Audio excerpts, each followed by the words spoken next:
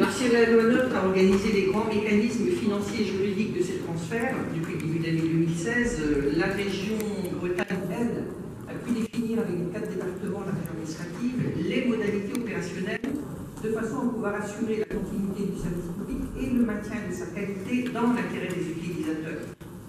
Et d'autre part, de permettre des transferts sans heurts, dans le respect des personnels, ce qui souligne l'intérêt fort de la région à la question du dialogue social et de l'harmonisation par le haut dans le cadre de l'intégration de nouveaux personnels aux territoriaux de la région. Les expériences passées des personnels TOS des lycées et des personnels des canaux de Bretagne donnent à penser que ces transferts de personnel seront facilités et fluidifiés. Les régionalistes soulignent la volonté constante de la région de trouver des points d'équilibre et d'obtenir le consensus qui a permis de ne pas faire appel à l'État pour arbitrer des différends éventuels. Chacune des conventions de transfert soumises approuve le montant de l'évaluation provisoire des charges pour l'année 2017 par les 4 commissions locales pour l'évaluation des charges et des ressources transférées. Nous héritons de compétences très opérationnelles qui vont nous obliger à développer des relations de proximité avec les usagers. Nous savons faire, nous allons devoir changer de braquet. Nous savons déjà faire avec les TER, les personnes qui les utilisent et celles qui les font fonctionner. Ainsi, les comités de ligne mis en place par la région se réunissent régulièrement et ces réunions de dialogue et d'échange sont très suivies. Dans le même temps,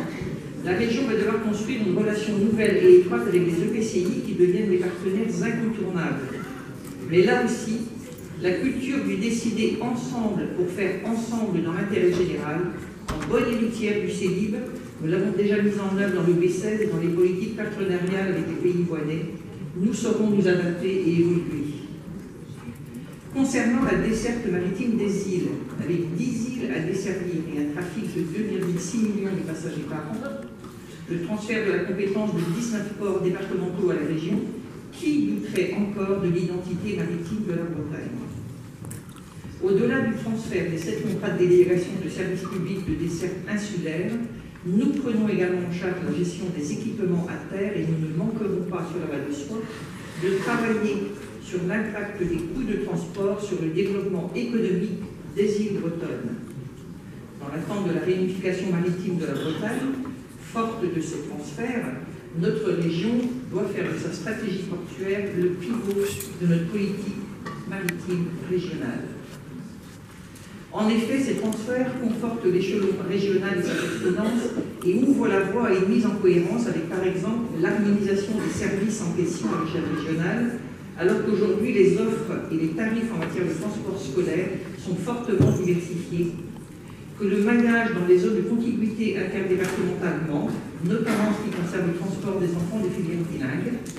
Ce devrait être aussi l'harmonisation rapide des tarifs sur tout le territoire régional, avec l'objectif à terme d'une réduction de la participation financière demandée aux familles, surtout les plus modestes, mais là aussi nous savons faire. Enfin, concernant la compétence déchets, son transfert va permettre une simplification d'organisation en passant de 9 plans actuels à un seul plan stratégique qui nous permettra de passer, et ce n'est pas neutre d'un point de vue philosophique, d'un schéma régional des déchets à un schéma régional des ressources, donc un schéma régional vertueux, qui permettra le développement de l'économie circulaire territoriale et de l'économie sociale et solidaire.